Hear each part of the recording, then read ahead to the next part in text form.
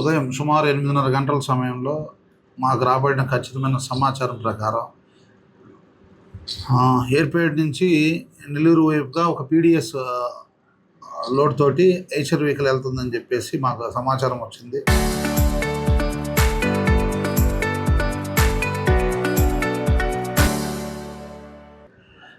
అంతటి వెంటనే మేము రియాక్ట్ అయిపోయేసి వెనమాల అడ్డు రోడ్ దగ్గర తిరుపతి ఫ్లైఓవర్ దిగే దగ్గర వెహికల్ చెకింగ్ పెడితే మాకు ఏపీ 13 టీవీ 1395 అనే వెహికల్ ఒక లోడ్తో రావడం జరిగింది.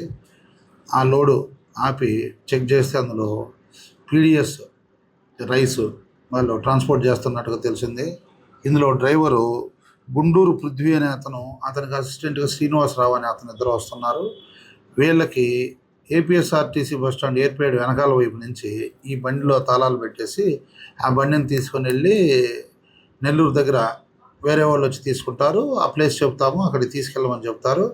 వీళ్ళు ఆ క్రమంలో దీన్ని ఏర్పేడు బస్టాండ్ వెనకాల నుంచి తీసుకొని నెల్లూరు వైపుగా వెళ్తుంటే మనం పట్టుకోవడం జరిగింది. ఇందులో సుమారుగా 16 టన్నుల పీడిఎస్ రైస్ లోడ్ చేసుకొని తీసుకొని వెళ్తున్నారు.